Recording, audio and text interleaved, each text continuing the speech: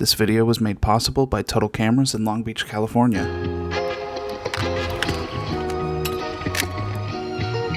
9 months ago, we witnessed the birth of a completely original new film stock that took the internet and the film community by storm. You guys have heard me talk about this film quite a bit, and what if I was to tell you there was a little more? Harman reverse engineered an existing stock, XP2, into a true color negative for the brand, which is wild to think about a company doing in 2023. This release was promised as a proof of concept for upcoming iterations. This is a Phoenix film. We're looking forward to seeing all of your guys' results. But little did we know, that spark would spread further than we ever anticipated back in December. It is fire season after all, and the rumors are true. Phoenix in 120. In all honesty, I didn't see this coming, at least not this quickly. If you're anything like me, then you're always on the lookout for that perfect film stock that combines versatility with just enough of that vintage charm. And Harman's Phoenix definitely has a lot of charm, but it has also been one of the most challenging to work with. This stock, it seems, varies drastically between the person who's shooting it, the camera they're using, how they're metering lights, the way they're scanning their negatives. And in that regard, you can honestly say that Phoenix will be truly yours every single time you shoot it. But maybe this video can better help you find the look you're actually looking for with this film stock. Harman did always list this product as experimental, so you kind of know what you're in for. I just think the community had its expectations all over the place back when that first Reddit post leaked, but this release has gone surprisingly pretty flawlessly. So good job, guys. The first roll that I shot back in December at the box speed of 200 was a mixed bag of great shots and images that felt very underexposed, even though I felt confident with them in the moment. The shadows fall away very quickly and the highlights blow apart just as much. It's contrasty and almost resembles something more like slide film than a color negative at times. But since then, I've been shooting Phoenix at 160 to 100 ISO depending on the light. That way I'm chasing more even lighting conditions and have had much better results.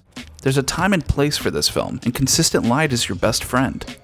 One of the biggest characteristics of Phoenix was its high level of grain for such a low ISO film. It doesn't happen in every shot, and I do sometimes like it because it just looks so different than other films at this latitude. But it really wasn't necessarily everyone's jam, which kind of opened the conversation for what if this was released in 120 or other larger formats? Could this change help improve against that grain level?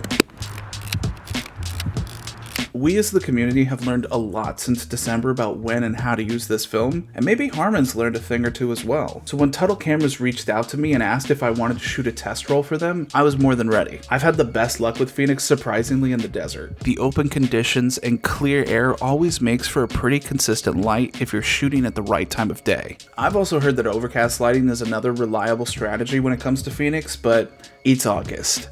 I don't think we're gonna get many clouds. Plus it's Phoenix summer after all, right? Now I can sense there's two things that are confusing you right now. First, William, don't you only upload on Mondays? Well, yeah, but today's release day, so you're getting an extra episode this month. Don't be greedy. And second, is Phoenix 120 any good? I don't know. Let's go find out.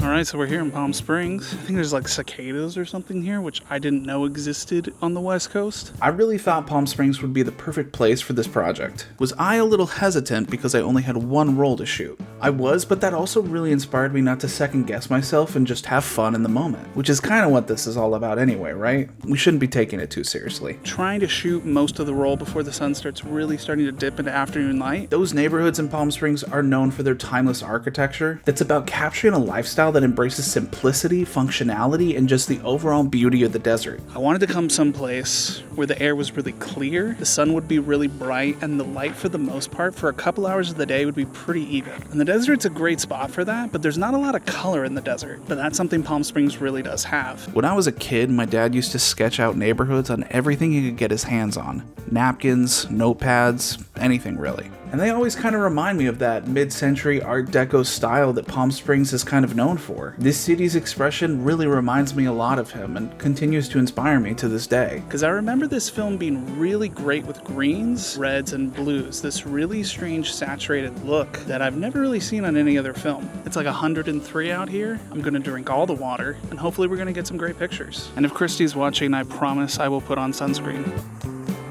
Shooting this roll at an ISO of 125, I knew there would be color shifts, but hoped that the warm tones really popped in this environment. So to make sure we're actually evaluating the 120 correctly, we've gone ahead and scanned the negatives on both the Frontier and DSLR to get the most amount of information to see where Phoenix is really sitting these days.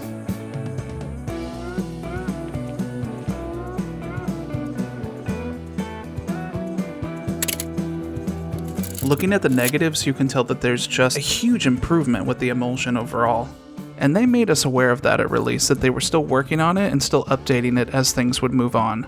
Right away you can see strengths and weaknesses of both variations. It's very telling how different these two images are, but it also clearly showcases how much dynamic range is possible when assessing this film accurately. But the amount of detail and grain is surprisingly different compared to the 35 we saw released in December.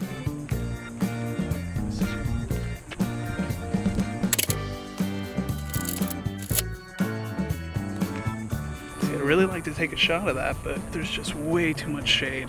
Realistically, I think I only have like an hour left before it starts getting really contrasty out here. So we'll see. I'm so happy this shot turned out as good as it did. There weren't any houses that day sporting a typical classic car in the driveway, but I did find this old Chevy that made for a great centerpiece. I was a bit worried about it mostly being cast in shadow, but I think Phoenix actually held up pretty well here. I don't understand how people do this here. But you know, I don't see very many people going for a walk right now. So maybe that's my first clue. Somehow the shot I regretted most in the moment is my favorite on the roll. The separation from the background allows this larger format to actually shine in a way that's really pleasing, and the exposure isn't half bad.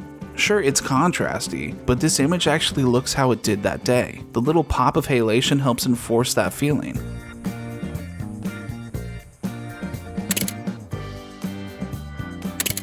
Around here in the shoot is where I started to feel a bit fatigued in capturing houses. This camera's overheating, DJI's overheating, I'm overheating. Well, I think we're gonna get back in the car for a little bit, drive around, and really find like one or two killer shots in this neighborhood before we switch things up.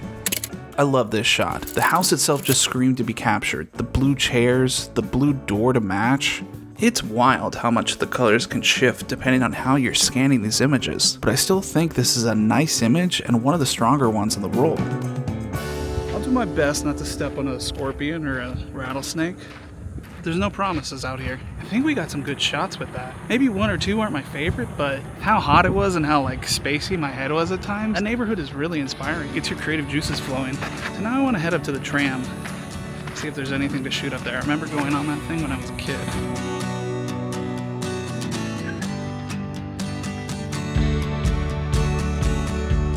I didn't mean to actually get on the tram, but here we go.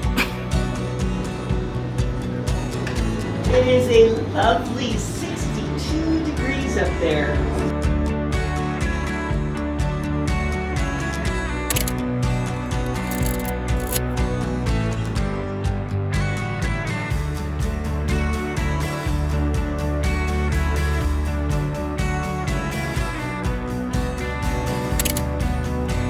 I like this shot. It's intimate. In all honesty, I miscounted though. I thought I had one more shot after this one. I won't lie, I thought I had one more shot, but I guess we finished it. Which is probably for the best because I forgot the light meter.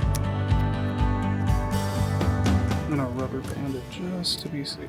The colors are punchy but pleasing, and the grain does feel a lot more in control in this larger format. I like Phoenix and everything it stands for in a world of 2024 film photography. I mean, do we need another color film that looks exactly like everything else out there? Not really.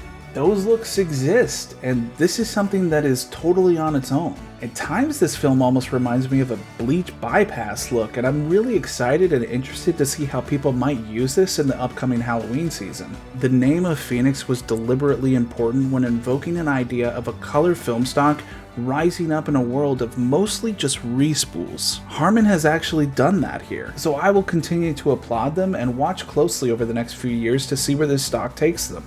Thank you again to Eric and the amazing team over at Tuttle Cameras for allowing me to be a part of this unveiling with them and continuing to be one of the best shops in Southern California. If you like this video, please do all the things and help me fight against the algorithm overlords, because otherwise no one's going to see this video. And always remember, if you messed up your shots, no you didn't.